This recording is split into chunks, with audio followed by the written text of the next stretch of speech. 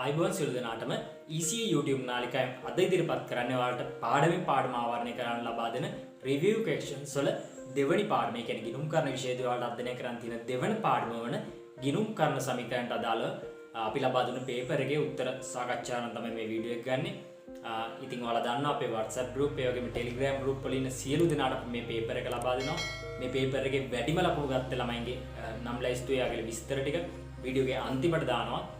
ඉතින් මේ පේපර් එක හරහා අපි බලාපොරොත්තු වෙන්නේ මේ සෑම පාඩමකම ගිණුම් කරන විෂයේ තියෙන සෑම පාඩමකම MCQ ප්‍රශ්න එන්න පුළුවන් තැන් සියලු තැනම කවර් කරලා තමයි අපි මේ පේපර් ලබා දෙන්නේ. ඉතින් මේ තුලින් ඔයාලගේ A level first paper එක ලේසියම කොට දාගන්න තමයි අපි මේකෙන් බලාපොරොත්තු වෙන්නේ. ඉතින් මේකෙන් දෙයක් ගන්න නම් අනිවාර්යයෙන්ම ඔයාලා තනියම පේපරේ අදාළ කාලය ඇතුළත කරලා මේ වැරදි ඔයාලට වැරදෙන්න තැන් මොනවද කියලා මේ වීඩියෝ එක හරහා බලලා ඒවා ආයෙත් වැරදින් නැති වෙන්න වග බලා ගන්න ඕනේ. ඒ කියන්නේ මේවා පිළිවෙලට වෙනම නෝට් කරගෙන හරි පාඩමේ නමත් ලියලා වෙනම නෝට් කරගෙන ඒවා ආයෙත් වරදින් නැති වෙන්න වග බලා ගන්න ඕනේ. ඉතින් එහෙම කරොත් තමයි මේ ගිණුම් කරන විෂයට ඔයාලට ලේසියෙන් මේ සාමාර්ථය ගන්න ඕනේ. ඉතින් මේ පිළිවෙලට සහ අවබෝධයෙන් කැපවීමෙන් වැඩ කිරීම අත්‍යවශ්‍යයි. ඉතින් අපි පේපර් එකට යමු. ඉතින් මේ පේපර් එක ලැබුණ නැති අයට මම ඩිස්ක්‍රිප්ෂන් එකේ දාන්න PDF ෆයිල් එකකින් ඒක ඩවුන්ලෝඩ් කරලා විනාඩි 45ක් ඇතුළත අනිවාර්යයෙන්ම පේපර් එක කරලා මේ වීඩියෝ එක බලන්න. Tamanට වැරදෙන තැන් මොනවද කියලා වෙනම පස්සේ බලන්න. අපි දැන් පේපර් එකට යමු. මේකේ පළවෙනි ප්‍රශ්නේ තියෙන්නේ පහස සඳහන් ගනුදෙනු අතුරින් හිමිකම් සහ වත්කම් අඩුවීමට බලපාන ගනුදෙනුව තෝරන්න. අපි එකිනෙක බලමු. පළවෙනි එක බැංකුවෙන් ලක්ෂ 2ක ණයක් ගැනීම. ඒකට වත්කම් වැඩි වෙනවා. වගකීම් වැඩිවීමක් වෙනවා. එතකොට ඒක හිමිකමට බලපෑමක් වෙන්නේ නැහැ. මේකෙන් අහන්නේ හිමිකම් සහ වත්කම් අඩුවීමට. දෙවෙනි එක රුපියල් 50000ක තොගයක් අත්පිට මුදලට ගැනීම. 50000ක තොගයක් ගත්තට පස්සේ මුදල් අඩු වෙනවා, තොග වැඩි වෙනවා. ඒකට එකක් ගන්න බෑ. තුන්වෙනි එක අයිතිකරුගේ භාණ්ඩ ගැනීම රුපියල් 10000යි. භාණ්ඩ ගත්තට පස්සේ ව්‍යාපාරයේ තොගේ අඩු වෙනවා රුපියල් 10000කින් අනිත් අතට හිමිකම් අඩුවීමක් වෙනවා ගැනීම නිසා. එතකොට අපිට ඒක උත්තර විදිහට ගන්න පුළුවන්. අපෙන් අහන්නේ හිමිකම් සහ වත්කම් අඩුවීමට බලපාන ගනුදෙනු උත්තරය අංක 3.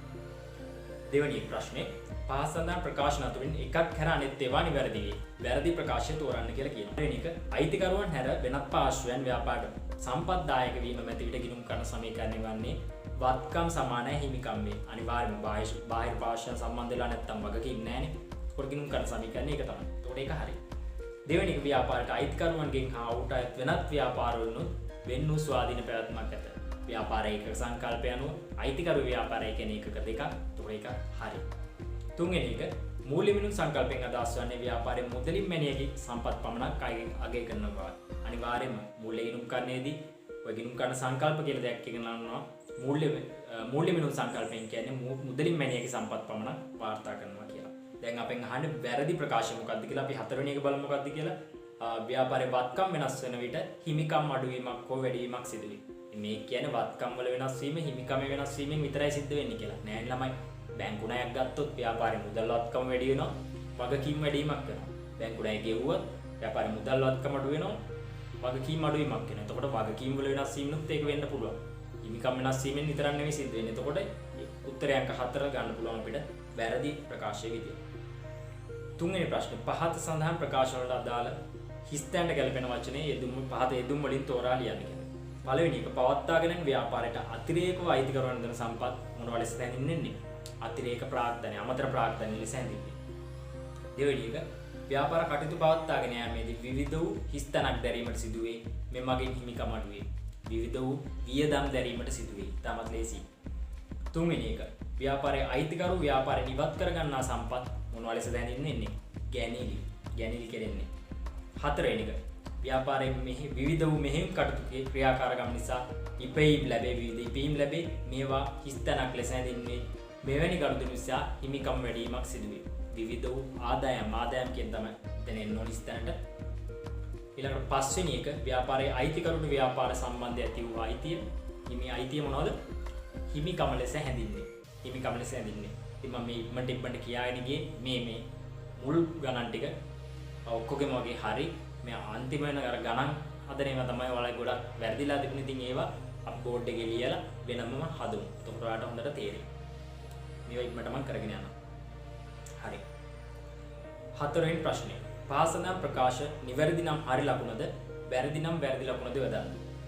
ආදායම් මගින් ව්‍යාපාරයේ හිමිකම වැඩි වේ. අනිවාර්යයෙන්ම හිමිකම වැඩි වෙනවා. හිමිකමට බලපාන ගනුදෙනු හතරක් තියෙනවානේ. ප්‍රාග්ධනය, ප්‍රාග්ධනය, ගැනිලි, ආදායම් සහ වියදම්. හිමිකම් වැඩි වෙන නම් බලපාන්නේ ප්‍රාග්ධනය සහ ආදායම්. ඔබ එක හරි. දෙවෙනි එක අමතර ප්‍රාග්ධනයේදී මේ ව්‍යාපාර හිමිකම් වෙනස් නොවේ. වැරදිනේ ළමයි. හිමිකම් වැඩි වීමක් වෙනවා. ඒක වැරදි. තුන්වෙනි එක බැංකු ණයක් ගැනීමෙන් වගකීම් පමණක් වැඩි වේ. ඒකත් වැරදිනේ. වගකීම් විතරක් නෙවෙයිනේ. මුදල් කියන වත්කම් වැඩි වීමකුත් වෙනවනේ. ඒක වැරදි. ඊළඟට ගැනිලි සිදු කිරීම නිසා ව්‍යාපාරයේ වියදම් වැඩි වෙනවා. ගැනිලි වියදම් කියන්නේ සංකල්ප දෙකක්. ගැනිලි වලින් හිමිකම් අඩුවීමක් වෙනවා. ඒ වගේම වියදම් වලින් හිමිකම් අඩුවීමක් වෙනවා. ගැනිලි නිසා වියදම් වලට බලපෑමක් වෙන්නේ නැහැ. වියදම් වැඩි වීමක් වෙන්නේ නැහැ. ඒක වැරදි. පස්වෙනි ප්‍රශ්නේ. පහත සඳහන් පද සුදුසු තැන් යොදා වාක්‍ය සම්පූර්ණ කරන්න. පළවෙනි එක. යම් නිශ්චිත කාලච්ඡේදයක මූල්‍ය ප්‍රතිඵලය ගණනය කිරීම සඳහා මොකද්ද පිළිල කරන්නේ? ආදායම් ප්‍රකාශය. මූල්‍ය ප්‍රතිඵලය කියන්නේ ව්‍යාපාරයේ ලාභදායීත්වය ගණනය කරන්න පිළිල කරන්නේ ආදායම් ප්‍රකාශය. ඉස්තැනට ආදායම් ප්‍රකාශය ලියවනවා හරි. දෙවෙනි එක. යම් නිශ්චිත කාල සීමාවක ඉපෙයූ ලාභය අලාභය සෙවීමට ආදායම් ඉපෙීමට දායක කළ සියලු වියදම් අදාළ කර ගැත යුතුයි. මේ අදාළ සංකල්පය මොකක්ද? ගැලපුම් සංකල්පය. වල ඉගෙන ගන්නවා ගැලපුම් සංකල්පය කියලා. ඒ කියන්නේ මූල්‍ය ප්‍රතිඵලය ගණනය කරද්දී ඒ ආදායමට ඉපෙීමට දායක වූ සියලු වියදම් අදාළ කර ගන්න ඕනේ. ඒ සංකල්පය. තුන්වෙනි එක. ව්‍යාපාරික යම් නිශ්චිත දිනකට පවත්නා වත්කම් වගකීම් හිමිකම් දක්වන ලේඛනයේ මූල්‍ය තත්ත්ව ප්‍රකාශය. මූල්‍ය තත්ත්වය පෙන්වුම් කරන වත්කම් කොච්චරද? නිශ්චිත දිනකට පවත්නා වත්කම් කොච්චරද? වගකීම් කොච්චරද? හිමිකම් කොච්චරද කියලා පෙන්වන්න කිරීමක් තමයි එතෙන්දී සිද්ධ වෙන්නේ. හරි. හතරවෙනි එක ආදායම් ප්‍රකාශයේ ප්‍රධානතම අරමුණ වන්නේ නිශ්චිත කාල සීමාව සඳහා ව්‍යාපාරයේ මූල්‍ය ප්‍රතිඵලය නැත්නම් ලාභදායීත්වය ගණනය කිරීම. දැන් මෙතන දීලා තියෙන යෙදුම් වලින් අපිට ගන්න පුළුවන් ලාභය හෝ අලාභය ගණනය කිරීම කියලා. පස්වෙනි එක ව්‍යාපාරයේ හිමිකම ඉස්තනක් ලෙසද හඳුන්වනු ලබයි. හිමිකම සුද්ධ වත්කම් ලෙස හඳුන්වන්නේ. කියන්නේ හිමිකම හැදෙන්නේ වත්කම් වලින් වගකීම් අඩු කරලා.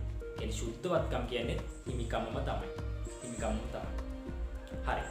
හයවෙනි ප්‍රශ්නේ ව්‍යාපාර ආයතනයක් 10%ක වෙළඳ වට්ටමකට යටත්ව ලකුණු කළ මිල ලක්ෂ 2ක් වූ භාණ්ඩ ණයට මිලදී ගන්නවලු ගිණුම් කරන සමීකරණයට දාලා පෙන්නනලු ඒ බලපෑම. ගිණුම් කරන්නේ දැන් අපි කරන්නේ 6 වෙනි ප්‍රශ්නේ. ගිණුම් කරන සමීකරණය විල වත්කම් සමානයි වගකීම් ධන හිමිකම්. ඉතින් ළමයි ඔයාලා දන්නවා වෙළඳ වට්ටම් ගිණුම් තබන්නේ නැහැ කියලා. එතකොට මේ ලක්ෂ 2ක වටිනාකම අපිට දාන්න බෑ. මේකෙන් වෙළඳ වට්ටම ඉවත් කරලා ඉතිරියගේ තමයි ණයට මිලදී ගැනීමක් විදිහට දාන්න පුළුවන්. එතකොට ලක්ෂ 2කට 10%ක් කියන්නේ 20000ක්. එතකොට ලක්ෂ 2කින් 20000ක් කරුණාට පස්සේ 1,80,000යි. ඒ 1,80,000කට ණයට ගැනීම අපිට දාන්න පුළුවන්. ව්‍යාපාරයේ තොග කියන වත්කම වැඩි වෙනවා. අනිත් පැත්ත ණයට ගන්න නිසා වගකීම් වැඩි වීමක් වෙනවා 1,80,000ක. ඉතින් අපිට උත්තරය අංක 1 විදිහට ගන්න පුළුවන්. වත්කම් 1,80,000කින් වැඩි වේ. ඒ වගේම වගකීම් 1,80,000කින් වැඩි වේ. හරි. ඊළඟ 7 වෙනි ප්‍රශ්නේ. ව්‍යාපාරයක සිදු පහත ගනුදෙනු සිද්ධීන් ව්‍යාපාරයේ වත්කම් වගකීම් හිමිකම් කෙරෙහි කොහොමද බලපාන්නේ කියලා අහනවා. ඒ කියන්නේ වැඩි වෙනවද අඩු වෙනවද වෙනස් වෙන්නේ නැද්ද කියලා. අපි ගනුදෙනු බලාගෙන යමු. පළවෙනි එක අයිතිකරුවන් ප්‍රාග්ධනයදායක. ප්‍රාග්ධනයදායක වුණාට පස්සේ ව්‍යාපාරයේ වත්කම් වැඩි වෙනවා. ඒ වගේම අයිතිකරුවන් නිසා හිමිකම් වැඩි වීමක් වෙනවා. වත්කම් වගේම හිමිකම් වැඩි වීමක් වෙනවා. වැඩි වෙයි කියලා එන්න ඕනේ ඒකට. ඊළඟට අඩමාන ණය වෙන් කිරීම. අඩමාන ණය වෙන් කිරීම අපි කතා කරනවා ළමයි. මේ අපි දැන් කතා කරන්නේ 2022 උසස් පෙළ කරන දරුවන්ට කේවල සාම ව්‍යාපාරවල ගැළපෙන සටහන් වලින් තමයි ඔක තියෙන්නේ. අඩමාන ණය වෙන් කිරීම සඳහා වෙන් කිරීම නිසා ණය ගැතිය අඩු වෙනවා. ණය ගැතිය අඩු වීමක් වෙනවා. අනෙත් අතට අඩමාන ණය කියලා වියදම් වලට යනවා. එතකොට වත්කම් අඩු වීමක් වෙනවා. හිමිකම අඩු වෙනවා වියදමක් නිසා. එතකොට වත්කම් අඩු වෙයි හිමිකම අඩු වෙයි කියලා අපිට දාන්න. ඊළඟට පොලිය සහිතව ණය වාරිකයක් කියන. හොඳට අහගන්න ළමයි මේක ගොඩක් අය වැරදිලා දෙනවා. ඒ කියන්නේ පොලිය සහිතව ණය වාරිකයක් අපි උදාහරණයක් ගමු. රුපියල් 20000ක ණය වාරිකයක් ගෙවුවා. එහි ඇතුළත් පොලිය 5000යි. 20000ක ණය වාරිකයක් ගෙවුවා. එහි ඇතුළත් පොලිය 5000යි. එතකොට ළමයි මතක තබා ගන්න ව්‍යාපාරේ ලාච්චුවේ මුදල් යනවා 20000ක්. ඒතර මුදල් වත්කම අඩු වෙනවා 20000ක්. ඉතින් මේ 20000 තියෙන පොලිය වියදමක් විදිහට අපි දකින්න ඕනේ. කියන්නේ 20000න් 5000ක් වියදම් යටතේ කියන්නේ හිමිකම යටතේ අඩුවීමක් විදිහට එනවා. පොලි රහිත වාරිකයේ වගකීම් වලින් අඩු වෙනවා. කියන්නේ 15000 තමයි වගකීම් වලින් අඩු වෙන්නේ. එතකොට ළමයි මේකේ මූලිකාංග වලට බලපෑම් ගත්තොත් මේ තුනම අඩුවීමක් කරේ. කියන්නේ වත්කමුත් අඩු වෙනවා, වගකීමුත් අඩු වෙනවා, හිමිකමුත් අඩු වෙනවා. මම හිතනවා තේරෙන්න ඇති. හතරවෙනි එක වර්ෂයේ අවසානයේදී සාමාන්‍ය කොටස් හිමියන්ට ලාභාංශ ප්‍රකාශයට පත් කරා. සාමාන්‍ය කොටස් හිමියන්ට ලාභාංශ ප්‍රකාශයට පත් කරා කියලා ඉනුම් කරන මූලිකාංග වලට බලපෑමක් දෙන්නේ නැහැ. ලාභාංශ ගෙවීමක් නෙවෙයි ප්‍රකාශය පත් කළා කියලා එක බලපෑමක් දෙන්නේ ප්‍රශ්නයක් එන්නේ නැහැ. හරි ඊළඟට ප්‍රශ්න අංක 8. ආයතනයක් විසින් ලකුණු කළ මිල ලක්ෂ 6ක් වූ භාණ්ඩ 105ක වෙළඳ වට්ටමක් යටත්ව ණයට මිලදී ගත්තලු 6,50,000කට අපිට මුදලට විකුණනලු ණයමියට ගෙවිය යුතු මුදල ගෙවලා නැල්ලු මේ දක්වා අපෙන් ගනුදෙනු වල සුද්ධ බලපෑම අහනවා. ගනුදෙනු වල සුද්ධ බලපෑම. ඉතින් අපි ගිණුම් කරන සමීකරණයට දාමු එක. අපි කරන්නේ දැන් ප්‍රශ්න අංක 8. ප්‍රශ්න අංක 8. අපි දාමු ආයතනය ලකුණු කළ බිල ලක්ෂ 6ක් භාණ්ඩ 105ක වෙළඳ වට්ටමක් යටතේ මිලදී ගන්නවා. ණයටනේ ගන්නේ. ළමයි වෙළඳ වට්ටම් ගිණුම් තබන්නේ නැහැ නේ. එතකොට මේකේ 105ක් කියන්නේ රුපියල් 30000ක්. ලක්ෂ 6ට 105ක් කියන්නේ රුපියල් 30000ක්. ලක්ෂයෙන් 30000 ගියා පස්සේ 5,70,000ක් ණයට මිලදී ගැනීම මුලින් දානවා. එතකොට තොග කියන වත්කම වැඩි වෙනවා 570ක්. 570ක්. ඒ වගේම ණයට ගන්න නිසා වගකීම් වැඩි වෙනවා 570ක්. වගකීම් 570ක් වැඩි වෙනවා. ඊළඟට කියන ළමයි මේ තොගේ 6,50,000කට අත්පිට මුදලට විකුණනවා. ඒ කියන්නේ මේ තොගේ සම්පූර්ණයෙන්ම අඩු වෙනවා 5,70,000 විකුණන්නේ 650ක්. එතකොට 650ක් මුදල් වෙනවා. 650ක් මුදල් වෙනවා. එතකොට මේ දෙක අතර වෙනස තමයි ලාභය හෝ අලාභය. දැන් මෙතෙන් නම් ගත්තේ ගානට වඩා වැඩිපුර වටිනාකමනේ විකුණන්නේ. ඉතින් මෙතන එනවා ළමයි වෙනස රුපියල් 80000ක ලාභයක්. ඒක හිමිකමකට ඒකතු කිරීමක් විදිහට දානවා. ඊළඟට කියනවා ණයමියන්ට ගෙවිය යුතු මුදල ගෙවලා නැල්ලු. ඒක එතකොට එන්නේ නැහැ. එතකොට මෙතන සුද්ධ බලපෑම විදිහට ගන්න පුළුවන් මේ 570ට මේ 570 කැපිලා යනවා. මෙතන එතකොට 650ක් වගකීම් 570ක් සහ හිමිකම 80ක් විදිහට ගන්න පුළුවන්. 80කින් වැඩි වෙයි කියලා. ඉතින් අපිට උත්තරේ අංක 4 ගන්න පුළුවන්. වත්කම් 650කින් 6,50,000කින් වැඩි වෙයි. වගකීම් 570කින් වැඩි වෙයි වගේ. හිමිකම 80000කින් වැඩි වෙයි කියලා. උත්තරේ අංක 4. හරි. 9 වෙනි ප්‍රශ්නේ රුපියල් ලක්ෂ 5ක් මුදල් ආයෝජන කරමින් 2019 4 එක සුමුදු ව්‍යාපාරයක් ආරම්භ කළාලු. ඊට පස්සේ අමතර ප්‍රාග්ධන විදිහට ඡායාපිටපත් යන්ත්‍රයක් දැම්මලු ලක්ෂ 2ක. ඒ වගේම ගැනිල් 50000ක් ලබා ගන්නවලු. අවසානයේදී ලාභය 1,20,000ක් ලබා ගන්නවලු.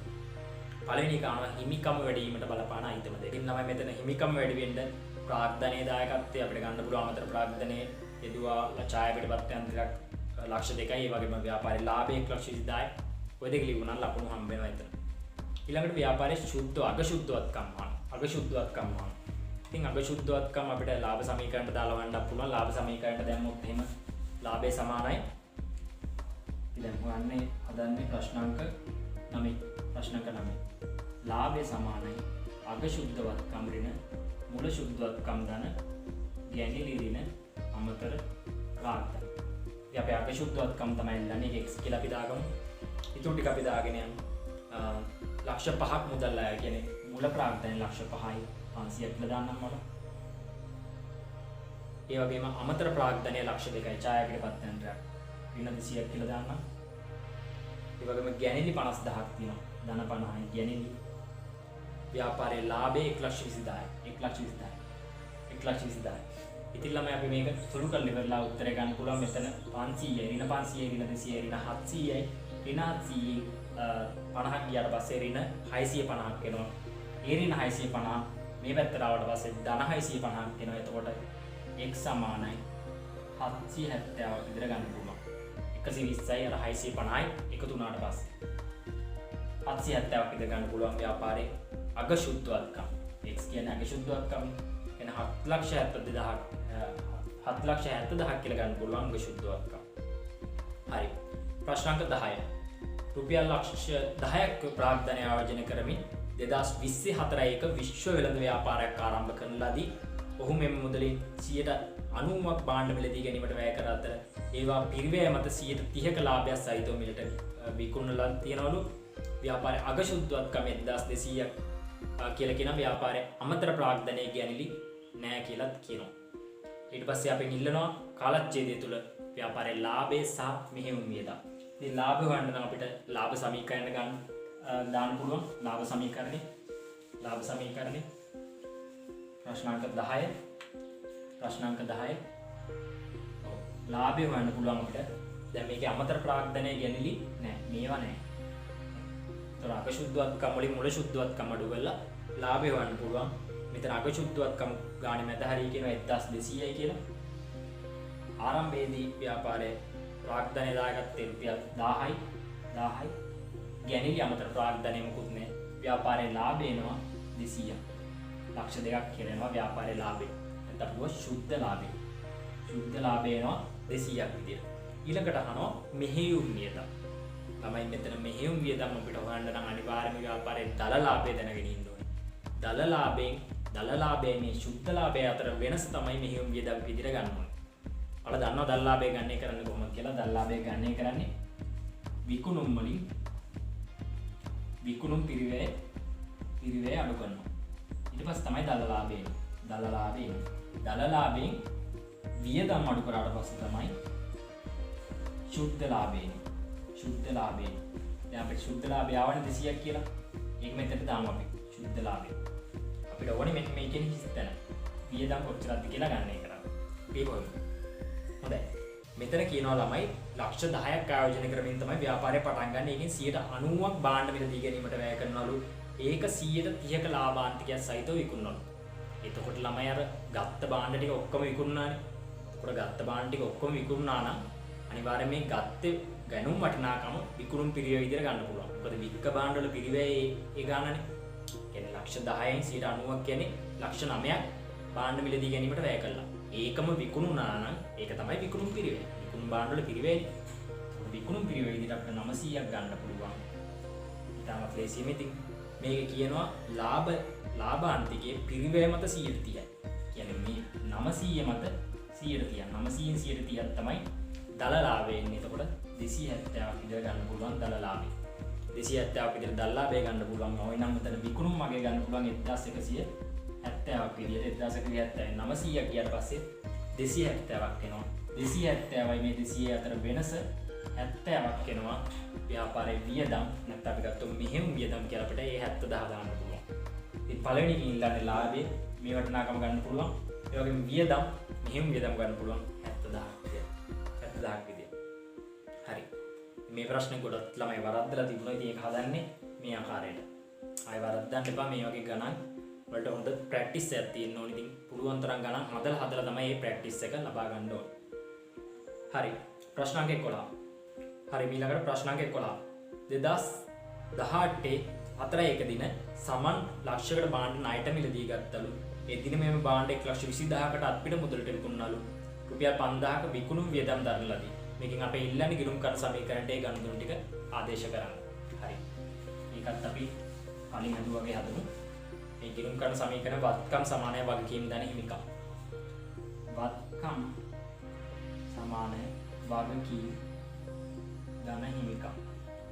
මේක ළමයි අර ගානේ දීලා තියෙන සමීකරණයම ලියන්න. දැන් මෙතන වත්කම් සමානයි හිමිකම් ධන වගකීම් තිබුණා නම් ඒ ආකාරයෙන් ලියන්න. එතකොට අර නැත්නම් මේ ගණන් දාද්දි පැටලලා කියන්නේ මාරු වෙලා දාන්න ඉඩ තියෙනවා. හරි. මේකේ තියෙන වත්කම් සමානයි වගකීම් ධන හිමිකම් මේ සමීකරණයට අපි දැම්මා. දාන්න තියෙන්නේ දැන්. පළවෙනි එක සමන් ලක්ෂයක භාණ්ඩ ණයට මිලදී ගන්නවා. ලක්ෂයක භාණ්ඩ ණයට මිලදී ගන්නවා. වත්කම් වැඩි වෙනවා. ඒකේ තොගේ වත්කම් වැඩි වෙනවා. ණයට මිලදී ගන්න නිසා වෙළඳ ණයමියෝ වැඩි වෙනවා. ණයමිය වෙළඳ ගෙවිය යුතු දෑ වැඩි වෙනවා. එම භාණ්ඩ 1,20,000කට අත්පිට මුදලට විකුණනලු. හරි. අත්පිට මුදලට විකුණනලු ඒ භාණ්ඩ 1,20,000ක. එතකොට මේ තොගේ හිම අඩුවීමක් වෙනවා.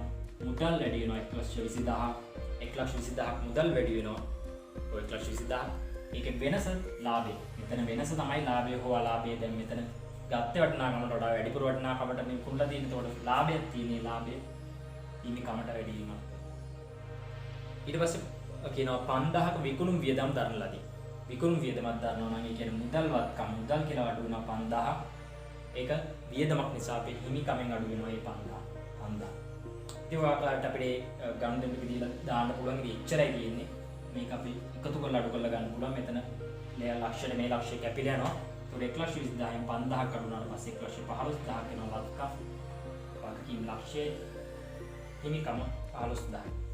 15,000. ඉතින් ඔය වගේ තුන තමයි එන්නේ වත්කම් වගකීම් සහ හිමිකම් වලට. ප්‍රශ්නාංක 12. පහත එක් එක් අයිතම හඳුනා ගන්නු ලබන්නේ මූල්‍ය කුමන මූල්‍ය ප්‍රකාශන මූලිකාංගය යටතේද යන්න දක්වන්න. පළවෙනි එක රඳවාගත් තිබු. රඳවාගත් තිබීම කියන්නේ ළමයි ව්‍යාපාරයේ හිමිකමේ සංරචකය. හිමිකමේ සංරචකය. කොහොමද සමාගම් ගිණුම් කරන්නේ ඉගෙන ගන්නවා.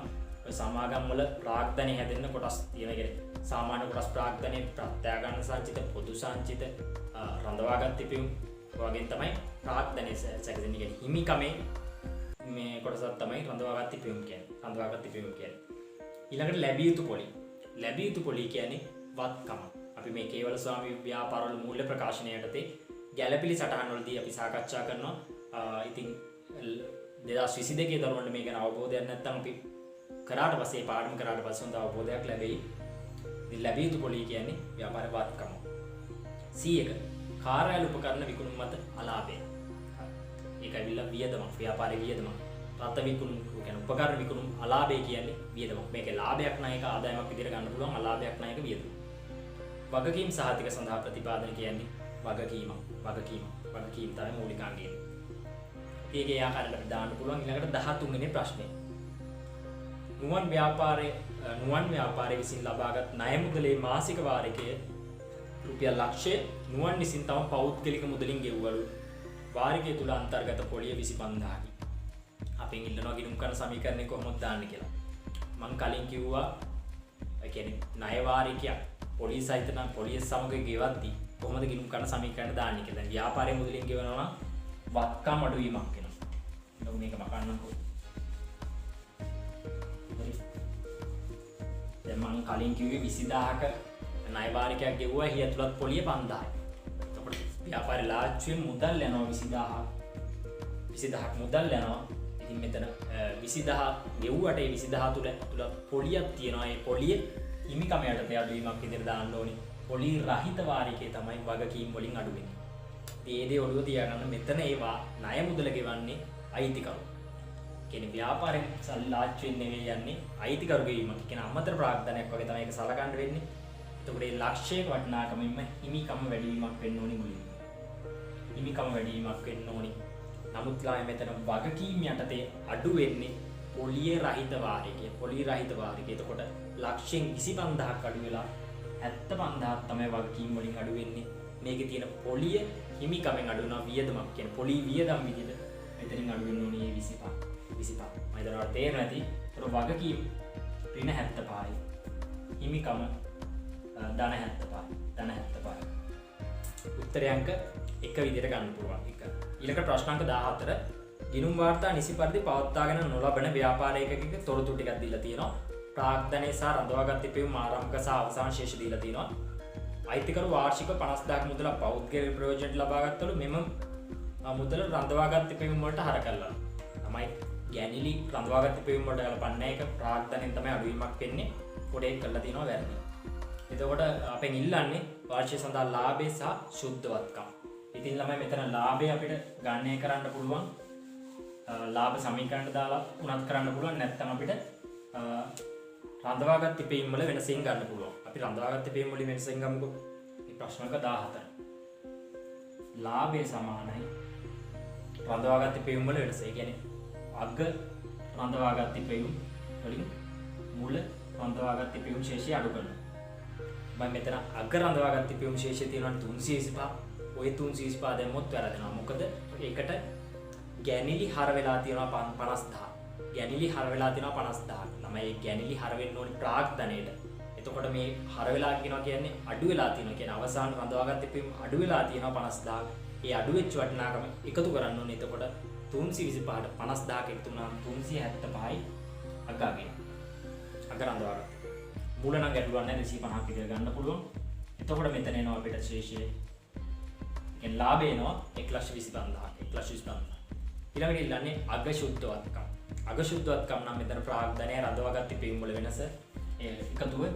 දැන් මෙතන ප්‍රාග්ධනය විදිහට ගන්න පුළුවන් අපිට 650න් 6,50,000යි අර කියන 50,000 අඩු වෙලා යන අගේ. මොකද ගැනීම අපි මේ රඳවාගත් තිපීම් වලින් කියන්නේ ඉවත් කළා කියන්නේ අඩු වෙච්ච එක අපි එකතු කරනවා ප්‍රාග්ධනයෙන් අඩු වෙන්න ඕනේ. එතකොට රඳවාගත් තිපීම් වලින් නම් නිවැරදි ශේෂය එන්නේ 325ට 50,000ක් එකතු කරලා එනවා. අර අඩු වෙච්ච එක එකතු කරනකොට ගැනිලි අඩු වෙන්නේ ප්‍රාග්ධනය. එහෙම දැම්මොත් මෙතන එනවා 600ක්. මෙතන එනවා 375ක්. අවසානයේදී 975ක් විදිහට ශේෂ එනවා. ඉතින් මෙතන අඩු කරන්න දෙයක්වත් නැහැ. ඒක ගැලපුවේ නැතත් 650යි 325යි එකතු කරලා ප්‍රශ්නයක් නැහැ. මොකද මේ දෙකම කොහොමත් එකයි හිමිකමටනේ බලපාන්නේ. මේකෙන් අඩුණත් මේකෙන් අඩුණත් ඒක ගැටලුවක් නෑ. නමුත් මේක නිවැරදි කළොත් මේ ආකාරයට ගන්න පුළුවන් 975. අපිට එතකොට ව්‍යාපාරයේ ලාභය ගන්න පුළුවන් 125ක් විදිහට. ඒ වගේම සුද්ධවත්කම් ගන්න පුළුවන් 975ක් විදිහට. උත්තරය අංක 5. උත්තරය අංක 5. හරි ළමයි ඊළඟට ප්‍රශ්න අංක 15. සුමුදු ලක්ෂ 8ක් මුදලින් ආයෝජනය කරමින් 2021 3.1 වෙළඳ ව්‍යාපාරයක් ආරම්භ කළාලු. 2021 3.31 දින අවසන් මාසය තුලදී 3,50,000 ඔබාණ්ඩ ණයට මිලදී ගත් අතර ඒවා ලක්ෂ 4කට අත්පිට මුදලට විකුණනලු. රුපියල් 60,000ක වියදමක් මාසය තුලදී දරන අතර එයින් 20,000ක් ගෙවිය යුතුයි කියලා දීලා තියෙනවා. අපෙන් අහන්නේ වත්කම් වගකීම් හිමිකම්. ඉතින් අපි ගිණුම් කරන සමීකරණ කලින් කරා වගේ අතරම 15 ප්‍රශ්න අංක 15 තමයි අපි දැන් කරන්නේ. ප්‍රශ්න අංක 15 මේකේ සමීකරණ දීලා තියෙන වත්කම් සමානයි හිමිකම් වගකීම් ධන හිමිකම්. වත්කම් සමානයි වගකීම් ධන හිමිකම්. වත්කම් සමානයි වගකීම් ධන හිමිකම්. මුලින්ම ලක්ෂ 8ක් මුදල් ආයෝජනය කරාලු. එතකොට වත්කම් මුදල් වත්කම් වැඩි වෙනවා කියලා ලක්ෂ 8කින්. ඒ වගේම අයිතිකරුවෝ දෙන නිසා ලක්ෂ 8කින් හිමිකම් වැඩිවීමක් වෙනවා. හිමිකම් වැඩිවීමක් වෙනවා. ඊට පස්සේ 3.31 දිනෙන් අවසන් මාසය තුලදී 3,50,000ක වූ භාණ්ඩ ණයට මිලදී ගන්නවා. 3,50,000ක භාණ්ඩ ණයට මිලදී ගත්තට පස්සේ ව්‍යාපාරයේ තොග වැඩි වෙනවා 3,50,000කින් 3,50,000කින්. ඒ වගේම ණයට මිලදී ගැනීමෙන් වගකීම් වැඩි වෙනවා 3,50,000. ඊට පස්සේ කියනවා එම භාණ්ඩ ලක්ෂ 4කට අත්පිට මුදලට විකුණනවා. එතකොට මේ 3,50,000ක භාණ්ඩ අඩුවීමක් වෙනවා. ඒ භාණ්ඩ විකුණද්දී ඒක විකුණන්නේ ලක්ෂ 4කට. එතකොට මුදල් වත්කම් වැඩි වෙනවා ලක්ෂ 4කින්. එතකොට මෙතන වෙනස ළමයි ලාභයක් 50,000ක ලාභයක් තියෙනවා. මේ 50,000 හිමිකම් යටතේ එකතු කිරීමක් විදිහට දාන්න පුළුවන්. ඊළඟට කියනවා ව්‍යාපාරයේ 60,000ක් වියදම් දරන අතරෙයින් 20,000ක් ගෙවිය යුතුයි. 20,000ක් ගෙවිය යුතුයි. ඒ කියන්නේ ළමයි 60,000ක කාල මාසෙට අදාළ වියදම 60,000යි. එයින් 20,000ක් ගෙවිය යුතුයි කියලා කියනවා. එතකොට ළමයි මෙතන අපි අපේ අතින් ගිහිල්ලා තියෙන අතින් සල්ලි ගිහිල්ලා තියෙන රුපියල් 40,000යි. 40,000යි තමයි අපි ගෙවලා තියෙන්නේ. 20,000ක් ගෙවිය යුතුයි. එතකොට වගකීම් වලට 20,000ක් එනවා. එතකොට කාලච්ඡේදවල අදාළ වියදම තමයි අපි දාන්න ඕනේ හිමිකම යටතේ. කියන්නේ වියදමක් විදියට කාලච්ඡේදවල අදාළ වියදම 60,000යි.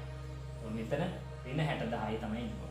වෙන 60,000. ඒ ආකාරයට අපිට මේක දාන්න පුළුවන්. අවසානයේදී මේකේ එකතු වුණ අවසාන එකතු වුණ අරගෙන ගන්න පුළුවන් වත්කම් වල වගකීම් වල හිමිකම් වල එකතු. එතකොට මෙතන 375යි වෙන 375 කැපිලා යනවා 800යි 400යි 1200යි 1240ක් ගියාට පස්සේ 1160යි. මෙතන එනවා 370ක්. මෙතන එනවා 10ක් අඩු වෙන්න ඕනේ. එතකොට 790ක් වෙනවා හිමිකම්. 790ක් වෙනවා හිමිකම්. ඉතින් ඔය ආකාරයට මේ අගයන් තුන දාන්න තියෙන්නේ වත්කම් වගකීම් සහ හිමිකම්. හරි. ප්‍රශ්න අංක 16. නිහාගේ ව්‍යාපාරයේ පහත ගනුදෙනු සිදුවී කියලා ගනුදෙනු ටිකක් දීලා දෙනවා. අපෙන් ඉල්ලන්නේ වත්කම් සමානයි වගකීම් ධන හිමිකම් සමීකරණයට දාන්න. මේ සමීකරණ තමයි දාන්න තියෙන්නේ. අපි ඒක දාමු. ප්‍රශ්න අංක 16. පළවෙනි එක. කිරිවැය 1,50,000ක් භාණ්ඩ උපසේනකින් ණයට මිලදී ගැනීම. 1,50,000ක් භාණ්ඩ ගන්නවා. එතකොට තොගේ වැඩි වෙනවා 1,50,000. ණයට ගනිද්දී වගකීම් වැඩි වෙනවා 1,50,000. ඊළඟ එක රුපියල් 30,000ක් වූ භාණ්ඩ උපසේනට ආපසු යවනවා. එතකොට තොගෙන් අඩු වෙනවා 30,000ක්. එතකොට ණය හිමි භාවයත් අඩු වෙනවා 30,000ක්. වගකීම් වල 30,000ක් අඩු වෙනවා. ඊළඟ තියෙනවා පිරිවැය ලක්ෂයක් වූ භාණ්ඩ 1,60,000කට ණය විකුණනවා. පිරිවැය ලක්ෂයක තොග අඩු වෙනවා 1,60,000ක ණය ගැතියෝ ඇති වෙනවා. මේ දෙක අතර වෙනස ලාභයක් විදිහට ගන්න පුළුවන්. හිමිකම් එකට එකතු කිරීමක් විදිහට දානවා. ඊළඟ තියෙනවා විකුණුම් කොමිස් 10,000ක් ගෙවීම. විකුණුම් කොමිස් ගෙවුවට පස්සේ ව්‍යාපාරයේ මුදල් අඩු වෙනවා රුපියල් 10,000ක්. ඒ වගේම ව්‍යාපාරයේ වියදම් වැඩි වෙනවා. එතකොට හිමිකම අඩු වෙනවා රුපියල් 10,000ක්. එතන අවසානයේදී තියෙන ළමයි 4.2 උපසේනට ගෙවිය යුතු මුදල සම්පූර්ණයෙන් ගෙවුවලු. ළමයි අපෙන් ඉල්ලන්නේ 2018 3.31 දිනට ගනුදෙනු වල සුද්ධ බලපෑම. එතකොට මේකේ 4.2 උන ගනුදෙනුව ගන්න බෑ. ඒක ගත්තොත් අපේ උත්තරේ වරදිනවා. ඉතින් අපි ඊට කලින් දීලා තියෙන ගනුදෙනු ටික මේ ආකාරයට ඉනුම් කරන සමීකරණ දාලා අපිට අවසාන සුද්ධ අගය ගන්න පුළුවන්. අපිට ළමයි එතකොට වත්කම් වල එකතු වෙනවා මෙතන ගලපලා 170ක්. ඒ වගේම වගකීම් වල එකතු වෙනවා 120ක්. වගේම හිමිකම 50ක් වෙනවා. මේ උත්තර ටික තමයි එන්නේ. ප්‍රශ්න අංක 16 වත්කම් වගකීම් සහ හිමිකම්. එතකොට වත්කම් 1,70,000යි, වගකීම් 1,20,000යි, හිමිකම 50,000ක් වෙනවා. උත්තරය අංක 3. ඊට පස්සේ මූල්‍ය වර්ෂයක් තුලදී 17 වෙනි ප්‍රශ්නේ මූල්‍ය වර්ෂයක් තුලදී ව්‍යාපාරික උපන් ලාභය නිරූපණය කරන සමීකරණය. ලාභය සමානයි අග ශුද්ධවත්කම් ඍණ මුල ශුද්ධවත්කම් ධන ගැනිලි ඍණ අමතර ප්‍රාග්ධනය. එතකොට මේක ගන්න පුළුවන් අග හිමිකම ඍණ මුල හිමිකම ධන ගැනිලි ඍණ අමතර ප්‍රාග්ධනය. උත්තරය අංක 2. ඊළඟට කියනවා 18 19 20 ප්‍රශ්න වලට පිළිතුරු සැපීමට පහත තොරතුරු භාවිතා කරන්න. ඉතින් තොරතුරු හතරක් දීලා තියෙනවා. අපෙන් ඉල්ලනවා පහත කුමන ප්‍රකාශයෙන් මගින් ඉහත ගනුදෙනුවේ බලපෑම දක්වනු ලබයිද බලපෑම් ගනුදෙනු අංකයේ සඳහන් කරන්න කියලා. කියන්නේ මේක දීලා දෙනවා වත්කම් වල අඩුවීම හිමිකම් වල අඩුවීම කියන්නේ ඉනුම් කරන මූලිකාංග වල බලපෑම ඒ ගනුදෙනුවේ අංකේ දාන්න තියෙනවා. يعني වත්කම් වල අඩුවීම හිමිකම් වල අඩුවීම නිරූපණය කරන ගනුදෙනුව මොකක්ද කියලා අහන්නේ. ඒ වගේ හතරක් දීලා දෙනවා ABCD කියලා. අපි එකිනෙක බලාගෙන යමු. පළවෙනි එක ඇවිල්ලා සාමාන්‍ය කොටස් නිකුත් කිරීමෙන් රුපියල් ලක්ෂ 5ක් ලැබුණේ. සාමාන්‍ය කොටස් නිකුත් කරාට පස්සේ මුදල් වත්කම් වැඩි වෙනවා. අනෙත් අතර ව්‍යාපාරයේ හිමිකම වැඩිවීමක් වෙනවා. වත්කම් වැඩිවීම සහ හිමිකම් වැඩිවීම. වත්කම් වැඩිවීම සහ හිමිකම වැඩිවීම. එතකොට C එකට තමයි එන්නේ අංක 1. අංක 1. එතකොට දෙවෙනි එක බලමු අපි. රුපියල් ලක්ෂ 10ක භාණ්ඩ ණයට මිලදී ගන්න. ලක්ෂ 10ක භාණ්ඩ ණයට මිලදී ගත්තට පස්සේ ව්‍යාපාරයේ වත්කම් තොග වත්කම වැඩි වෙනවා. අනෙත් අතර වගකීම් වැඩිවීමක් වෙනවා ලක්ෂ 10යි. එතකොට වත්කම් වැඩිවීම සහ වගකීම් වැඩිවීම. D එකට තමයි අංක 2 එන්න ඕනේ. ඊළඟට ඉඩම් ප්‍රත්‍යාගන්නේ ප්‍රථම වරට ප්‍රත්‍යාගනය කරන අතර එමගින් ලක්ෂ 3ක ඌනතාවයක් ඇති වෙනවා. ලක්ෂ 3ක ඉඩම් ප්‍රත්‍යාගන්නේ ඌනතාවයක් ඇති වුණා නම් ඒක අනිවාර්යයෙන්ම වත්කම් අඩුවීමක් වෙනවා. ඉඩම් වටිනාකම අඩුවීමක් වෙනවා. අනෙත් අතර ව්‍යාපාරයේ වියදමක් වෙනවා. වියදමක් නම් හිමිකමට බලපානවා. එතකොට වත්කම් අඩුවීම සහ හිමිකම් අඩුවීම. ඒකට තමයි ගන්න පුළුවන් තුන්වෙනි එක. එතකොට වත්කම් අඩුවීම සහ හිමිකම. එතන හතරවෙනි එකේ තියෙන්නේ රුපියල් 60,000ක ප්‍රචාරණ වියදම් දරන ලද අතර ඒ මේ මාසයේදී ගෙවිය යුතුයි. එතකොට ඒ ගෙවිය යුතු මුදලක් එතකොට ඒක අනිවාර්යයෙන්ම වගකීම් වැඩි වෙනවා. අනෙත් අතර හිමිකම අඩුවීමක් වෙනවා. එතකොට B එකට තමයි 4 එන්නේ. 4 එන්නේ. ඊට පස්සේ 19 වෙනි ප්‍රශ්නේ අහන්නේ ඉහත එක් එක් ගනුදෙනු වාර්තා කරන ලබන මූලික සටහන් පොත සඳහන් කරන්න. මූලික සටහන් පොතේ පළවෙනි එක නම් ළමයි සාමාන්‍ය කොටස් නිකුත් කිරීමේ මුදල් ලැබීම. ඔයාලා දන්නවා මුදල් ලැබීම නම් සටහන් කරන්නේ මුදල් ලැබීම් ජර්නලය තුල. ඊළඟට දෙවෙනි එක භාණ්ඩ ණයට මිලදී ගැනීම. විකුණන්න තියෙන කියන්නේ වෙළඳ භාණ්ඩ ණයට මිලදී ගැනීම සටහන් කරන්නේ ගැනුම් ජර්නලේ. ඊළඟට තුන්වෙනි එක ව්‍යාපාර ඉඩම් ප්‍රත්‍යාගනය කරන අතරේ මගින් 30000 වුණතාවයක් ප්‍රත්‍යාගන වුණතාවයක් නැහැ කියන්නේ. අනිකුත් ජර්නල් වල සටහන් කරන්න බැරිව සටහන් කරන්න අපි මොකද දාගන්නේ? පොදු ජර්නල්. ඒකට පොදු ජර්නල් එන්නේ. ඊට පස්සේ ගෙවිය යුතු වියදමක් හතරවෙනි එකේ තියෙන එකත් අනිවාර්යයෙන්ම පොදු ජර්නලේ තමයි එන්නේ. පොදු ජර්නල්. ඊළඟට 20 ඉහත ගනුදෙනු පොදු ලිජරේ වාර්තා කරන්නේ කුමන ගිණුම් වර්ගයක් යටතේද? කියන්නේ අර ලිජරේ දිත්ත සටහනක් යනවනේ. දිත්ත සටහනක් යනවා ටීම් දෙකකට යනවනේ. යන්නේ මොන ගිණුමකටද කියලා අහනවා. දැන් පළවෙනි එක ගත්තොත් තමයි සාමාන්‍ය කොටස් නිකුත් කිරීමෙන් ලක්ෂ 5ක් මුදල් ලැබුණේ. ලක්ෂ 5ක් මුදල් ලැබුණා නම් ඒක බලපාන්නේ එතකොට හිමිකමට බලපානවා. අනිත් අතට ව්‍යාපාරයේ මුදල් කියන වත්කමට බලපාන. එතකොට වත්කම් වලටයි හිමිකම් වලටයි බලපාන්නේ. දෙවෙනි එක රුපියල් ලක්ෂ 10ක භාණ්ඩ ණයට මිලදී ගැනීම. ණයට මිලදී ගැනීම. මේක ගොඩක් අය වරද්දලා තිබුණා. ඒ කියන්නේ ණයට මිලදී ගත්තට පස්සේ ව්‍යාපාරයේ වත්කම කියන්නේ තොගේ වැඩි වෙනවා. ඒ නිසා වත්කම් වලට බලපානවා, වගකීම් වලට බලපානවා කියලා දැම්මා. නමුත් ඔය ගැනුම් කියන ළමයි ඇත්තටම වියදමක්. එතකොට මේක බලපාන්නේ ගැනුම්ගේ වියදම් වලට බලපානවා. අනිත් අතට ණයට ගන්න නිසා වගකීම් වලට බලපානවා. මේ දෙකට තමයි හරි දෙකක් එන්න ඕනේ. ඊළඟට ඉඩම ප්‍රත්‍යාගනය කිරීමෙන් ලද ඌනතාවය. ඉඩම් ප්‍රත්‍යාගන්නේ ඌනතාවය ලැබුණා නම් ඒක අනිවාර්යයෙන්ම වත්කම් වලට බලපානවා. ප්‍රත්‍යාගන්න ඌනතාවය බලපාන්නේ මොකටද? බලපාන්නේ වියදමට. වියදමක් තමයි අනිවාර්යයෙන්ම ප්‍රත්‍යාගන්න ඌනතාවය කියන්නේ. එතකොට වියදම් වලටයි වත්කම් වලටයි තමයි බලපාන්නේ. ඊළඟට ගෙවිය යුතු මුදලක් තියෙනවා. ගෙවිය යුතු වියදමක් තියෙනවා. ඒ ගෙවිය යුතු වියදම් නම් වියදම් වලට බලපානවා. වගකීම් වලට බලපානවා. වගකීම් වලට සහ වියදම් වලට. ඉතින් ඒ ආකාරයට ඒක කරන්න පුළුවන් අපිට. ඊටමස්සල්ලා මේක ගොඩක් කට්ටිය වරද්දලා තිබුණා. ඉතින් ලෙජරේ කොමුණ ගිණුම් වර්ගයට කිව්වා එකක් විතරක් දාලා තිබුණා. ඉතින් ලෙජරේ තැන් දෙකකට යනවනේ. ඉතින් මේ තැන් දෙක කොතනද මොන ගිණුමක්ද කියලා දැනන් ඉන්න ඕනේ. හරි.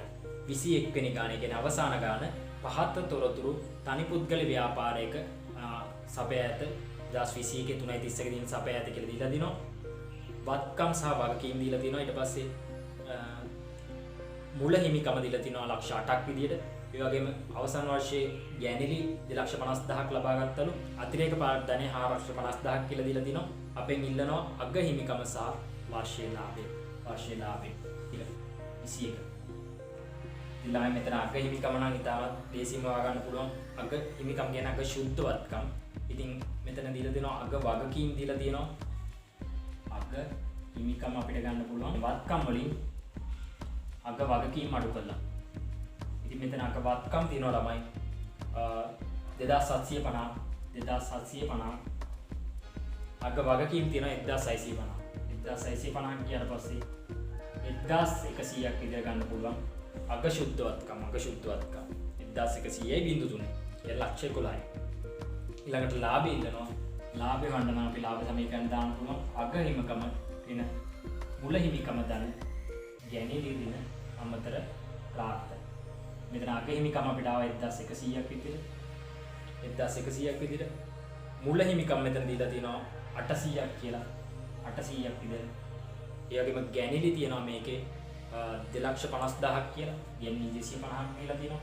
ඒ වගේම අමතර ප්‍රාග්ධනය දීලා තියෙනවා 450ක් විදිහට 450ක් විදිහට. ඉතින් අපිට ලාභය ගන්න කරන්න පුළුවන් 1100න් 800ක් කියලා පස්සේ 300යි 300න් 200ක් කියලා පස්සේ 100ක් විතර ගන්න පුළුවන් ලාභය. ලක්ෂයක් විතර ගන්න පුළුවන් වර්ෂයේ ලාභය. ඒ ආකාරයට ප්‍රශ්න 21ම කරන්න පුළුවන්. ඉතින් ලකුණු ඔක්කොම ගත්ත ළමයි එක්කෙනෙක්වත් ඉදී නැහැ. මේකේ හොඳටම ලකුණු ගත්ත කෙනෙක් බෙස්ම රිසර්ච් තියෙන 10 දෙනාගේ ප්‍රතිඵල මම වීඩියෝ එකේ අන්තිමට දානවා. ඉතින් මේක අනිවාර්යයෙන්ම ඔයාලට වැරදුන තැන් මොනවද අඳුරගෙන ඒවායිත් වරදින් නැති වෙන්න වග බලා ගන්න ඕනේ. ඉතින් මේ දෙත් කියන ගමන් අපි එහෙනම් ඊළඟ දවසේ තව පේපර් එකකින් හම්බෙමු. ඉතින් අපේ ඔන්ලයින් ක්ලාස් එක තියෙනවා. ඔන්ලයින් ක්ලාස් එකට සම්බන්ධ වෙන්න පුළුවන් ඕනි කෙනෙක්ට. පන්ති තියෙන්නේ සඳුදා උදේ තියෙනවා රිවිෂන් ක්ලාස් එක 9:12. ඒ වගේම හවස 1 ඉඳන් 3 වෙනකල් 2022 තියරි එක යනවා. ඒ කියන්නේ 8 වෙනි පාඩම ඉඳන් කරන්නේ රිවිෂන් එක. නම් අපි 2 වෙනි පාඩම ගිහින් කරන සමීකරණ පාඩම පටන් ගන්නවා මේ සතියේ. පළවෙනි පාඩම සම්පූර්ණයෙන්ම ඉවර කළා. ඒ වගේම අඟහරුවාදා 1 සිට 4 දක්වා පේපර් ක්ලාස් එක 2021 දරුවන්ට පේපර් ක්ලාස් එක පවත්වන. ඉතින් ඕනි පන්තියකට සම්බන්ධ වීමේ අවස්ථාව තියෙනවා. අපේ WhatsApp group ඒ වගේම Telegram group වල link මම description එකේ දාන්න. ඉතින් මේකට join වෙලා අපේ පන්තිය ගැන විස්තර ඒ වගේම ටියුට් ඒ වගේම අපේ review papers ඕනි දෙයක් ලබා ගන්න පුළුවන්. ඕනි වෙලාවකදී මට පෞද්ගලිකව හරි message එකක් දාන්න. ඉතින් ඕන වෙලාවක මගෙන් වෙන්න ඕනි උදව්වක් තියෙනවා නම් අනිවාර්යයෙන් මේ දේ කරනවා ඔයාලා වෙන්න. අපි තවත් දවසක මේ වගේ review paper එකකින් හම්බෙමු.